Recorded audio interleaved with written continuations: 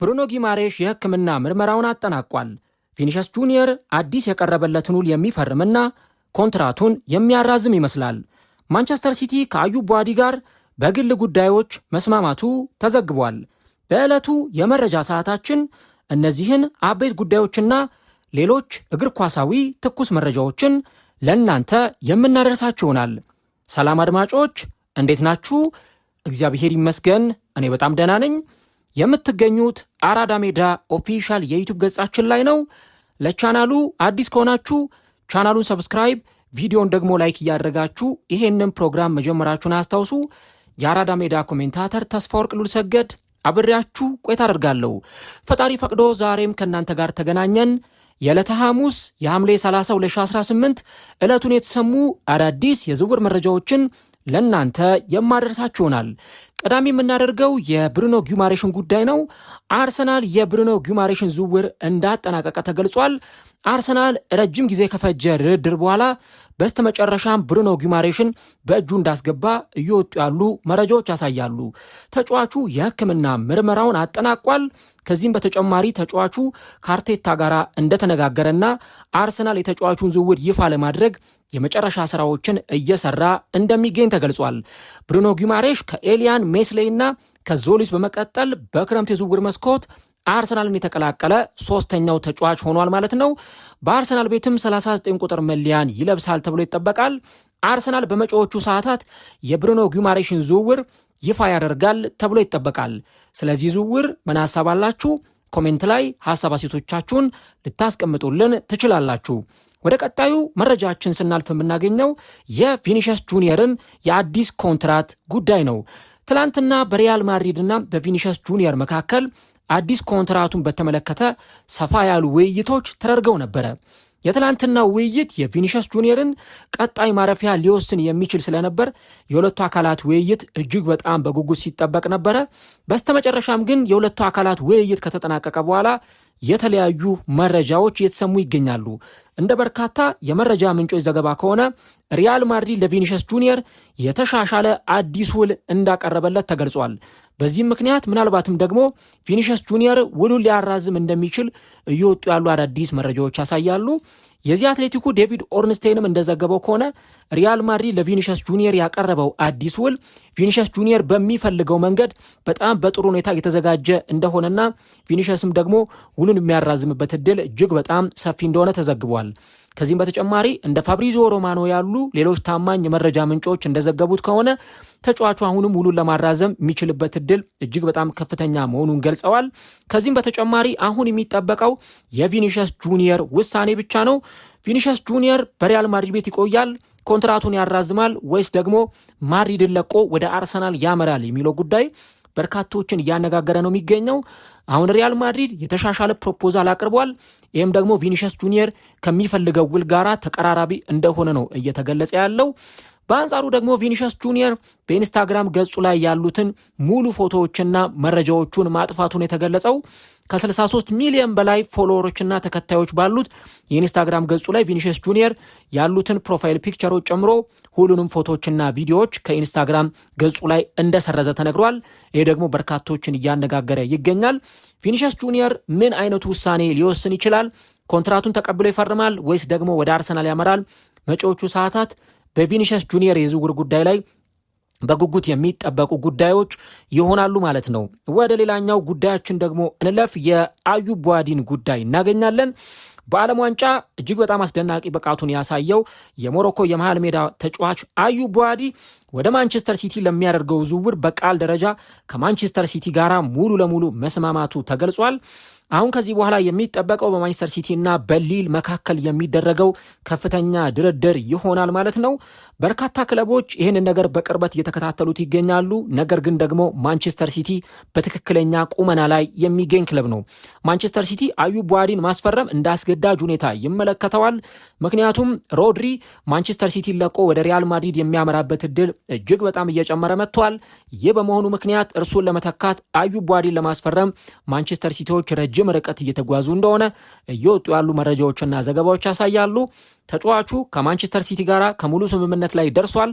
አሁን ከዚህ በኋላ የሚጠበቀው በሊል እና በማንቸስተር ሲቲ መካከል የሚደረገው ከፍተኛ ድርድር ይሆናል ማለት ነው። ሊል ማንቸስተር ሲቲ ምን ያህል ገንዘብ እንዲከፍል ይፈልጋል? እሱም በቀጣዮቹ ቀናት አብረን የምንመለከተው ጉዳይ ይሆናል ማለት ነው። ወደ ሌላኛው የዝውውር መረጃችን ስናልፍ የቪክተር ኦሲሜሄንን ጉዳይ እናገኛለን። ይህ ናይጄሪያዊ ግዙፍ አጥቂ ምናልባትም ደግሞ በዚህ ክረምት ወደ ሌላ ተለቅ ወዳለ ክለብ ሊያመራ ይችላል የሚሉ በርካታ መረጃዎች የተሰሙ ይገኛሉ። ታዲያ ቪክተር ኦሲሜሄን በተለይም ለሪያል ማድሪድ እንደቀረበና ኦፈርድ እንደተደረገ እየወጡ ያሉ መረጃዎች ያሳያሉ። በተለይም ደግሞ ሁሊያን አልቫሬዝ ከአትሌቲኮ ማድሪድ ለቆ ወደ ባርሴሎና አሊያም ወደ ሌላ ክለብ የሚያመራ ከሆነ ይህንን ተጫዋች ለመተካት ሌላ የፊት መስመር ተጫዋች ለማስፈረም እየተንቀሳቀሱ ይገኛሉ። እናም ቪክተር ኦሲሜሄን ለአትሌቲኮ ማድሪድ እንደቀረበ እየወጡ ያሉ መረጃዎች ያሳያሉ። ነገር ግን ደግሞ ነገሮች በጣም አስቸጋሪ ሆነዋል። ምክንያቱም የተጫዋቹ ደሞዝ ከፍተኛ ነው። አትሌቲኮ ማድሪድ ደግሞ ተጫዋቹ የሚጠይቀውን ገንዘብ ለመክፈል ፈቃደኛ ላይሆን ይችላል የሚሉ ዘገባዎች እየወጡ ይገኛሉ። ይህ በእንዲህ እንዳለ ደግሞ ምናልባትም የቪክተር ኦሲሜሄንን ጉዳይ በተመለከተ ሌሎች ክለቦች ከቪክተር ኦሲሜሄን ጋር ስማቸው ተያይዞ እየተነሳ ነው። እንደ ቶተንሃም ሆትስፐርስ ያሉ ክለቦች ከቪክተር ኦሲሜሄን ጋር ስማቸው ተያይዞ ይነሳል። ይህ ተጫዋች የትኛውን ክለብ በዚህ ክረምት ይቀላቀላል? ቀጣዮቹ ጊዜያት ላይ አብረን የምንመለከተው ጉዳይ ይሆናል ማለት ነው። ከዛ በተጨማሪ ወደ ሊቨርፑል ጉዳይ ስናቀና ሊቨርፑል ከሪያል ማድሪዱ ተከላካይ ራውል አሴንሲዮ ጋር ስሙ ተያይዞ መነሳት ጀምሯል። ሊጀመር በጣም ጥቂት ቀናት በቀረው የተወዳጁ ሻምፒዮና የእንግሊዝ ፕሪሚየር ሊግ አሁንም ቢሆን ሊቨርፑል መድፈን ያሉበትን ቀዳዳዎች እስካሁን ድረስ መድፈን አልቻለም። የአማካይ መስመር ተጫዋች እንደዚሁም ደግሞ የመስመር አጥቂና የተከላካይ መስመር ተጫዋች ማስፈረም ሊቨርፑል ይጠበቅበታል። ታዲያ ሊቨርፑል የተከላካይ መስመር ክፍተቱን ለመሸፈን አሁን ከሪያል ማድሪዱ የተከላካይ መስመር ተጫዋች ራውል አሴንሲዮ ጋር ስሙ ተያይዞ የተነሳ ነው። ሊቨርፑሎች ይህንን ጉዳይ በቅርበት እየተከታተሉት እንዳሉ እየወጡ ያሉ መረጃዎች ያሳያሉ። በተለይም እንደ ቢቢሲ እና እንደ ቲምቶክ ዘገባ ከሆነ ራውል አሴንሲዮን የሚያገኙበት እድል እንዳለ መረጃዎች ያሳያሉ።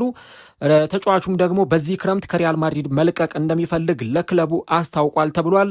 የበለጠ የጨዋታ ደቂቃ የሚያገኝበት የበለጠ የመሰለፍ እድል ወደሚያገኝበት ክለብ ተጫዋቹ መዘዋወር ይፈልጋል። በዚህም ምክንያት ከሪያል ማድሪድ መለየት እንደሚፈልግ ለክለቡ አስታውቋል። ሊቨርፑሎችም ይህንን በመረዳት የዚህን ተጫዋች የዝውውር ጉዳይ ጠጋ ብለው እየተከታተሉ እንደሚገኙትና ተጫዋቹን የማስፈረም ከፍተኛ ፍላጎት እንዳላቸው እየተዘገበ ይገኛል። ወደ ሌላኛው መረጃችን ስናልፍ እንግሊዛዊውን ተጫዋች ጀደን ሳንቾን እናገኛለን።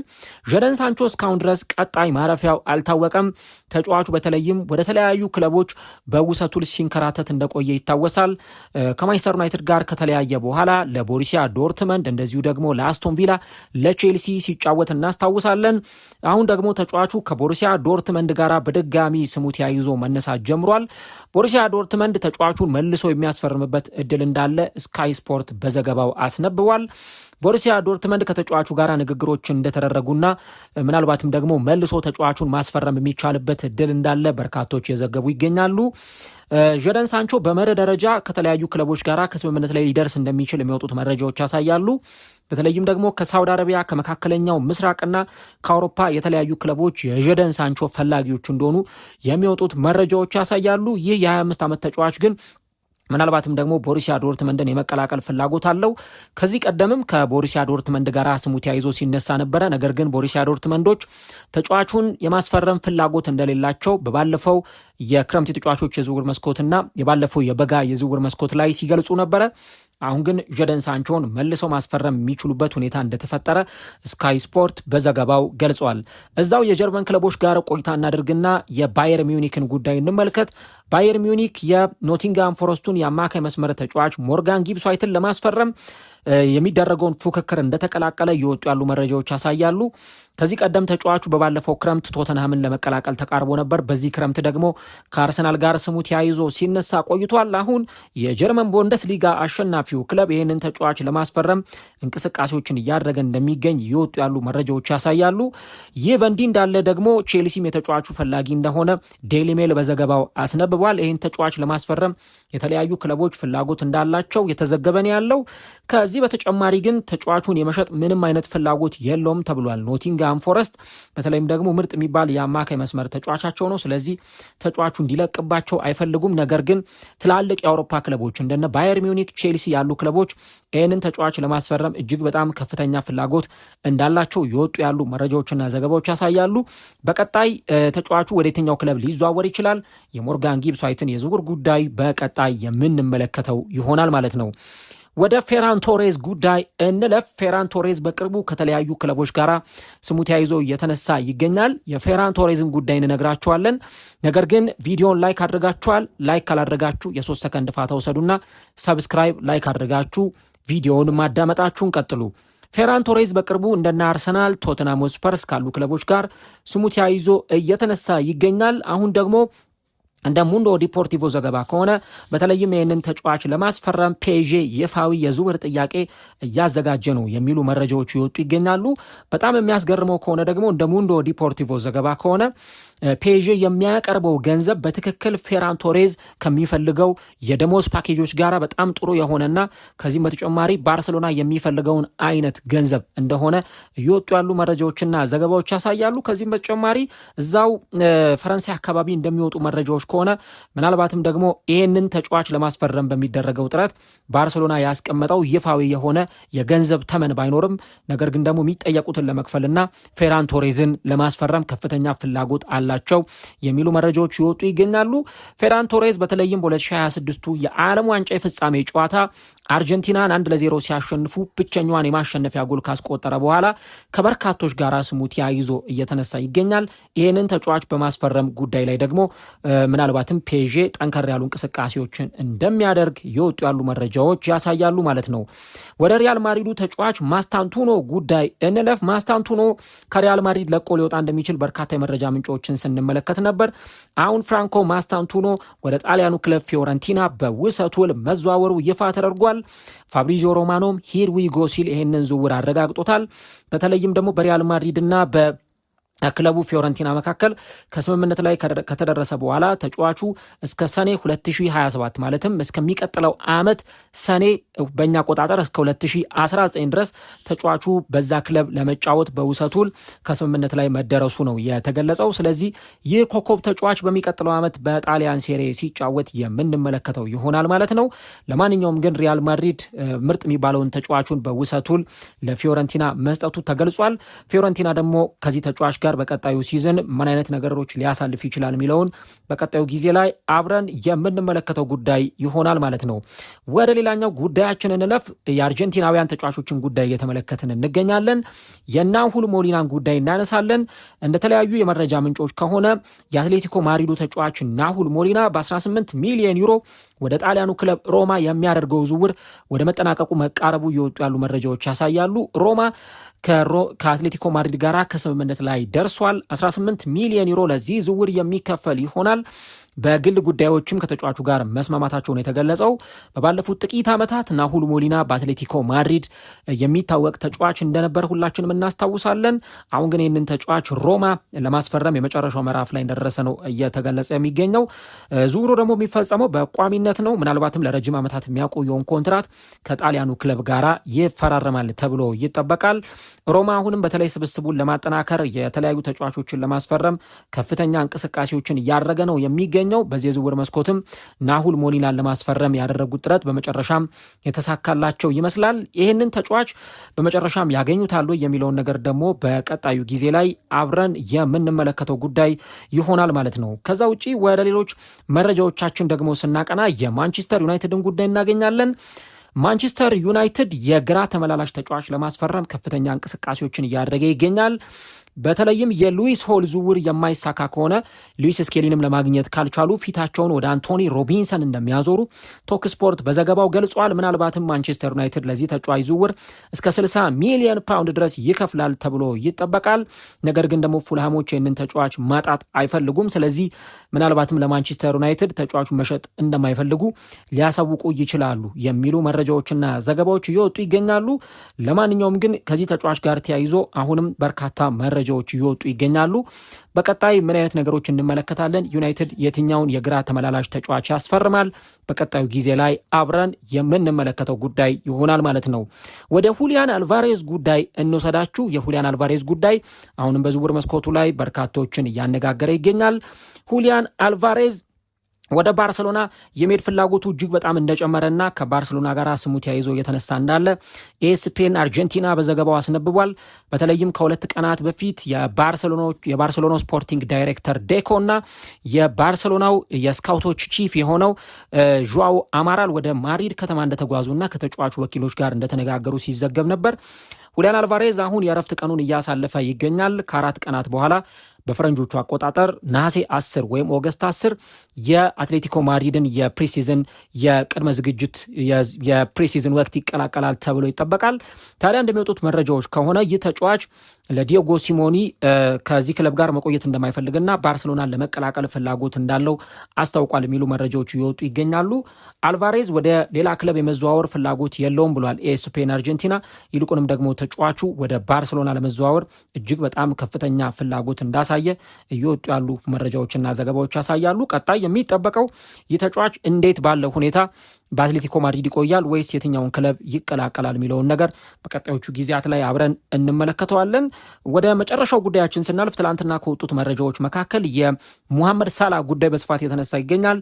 ሞ ሳላ የግብፁ የመስመር አጥቂና የእግር ኳስ ኮከብ ሙሐመድ ሳላ ወደ ቱርኩ ክለብ ትራብዞን ስፖር የሚያደርገውን ዝውውር አጠናቋል። ተጫዋቹ ወደ ቱርክ በደረሰም ጊዜ በጣም ከፍተኛ አቀባበል እንደተደረገለት ነው የወጡ ያሉ መረጃዎች የሚያሳዩት። የተለያዩ ቪዲዮዎችንና ፎቶዎችን ስንመለከት ነበር። ተጫዋቹ ደማቅ አቀባበል ተደርጎለታል። በትራብዞን ስፖር የ61 ቁጥር መለያ እንደሚለብስም ይፋ ተደርጓል። እንግዲህ በቱርክ ሊግ በተለይም በዚህ ክረምት በርካታ ከዋክብ ተጫዋቾችን እየተመለከትን እንገኛለን። ከዚህ ቀደም ቤሲክታሽ የአርሰናሉን የመስመር አጥቂ ሊያንድሮ ትሮሳርድን ማስፈረሙን ይፋ አድርጎ ነበር።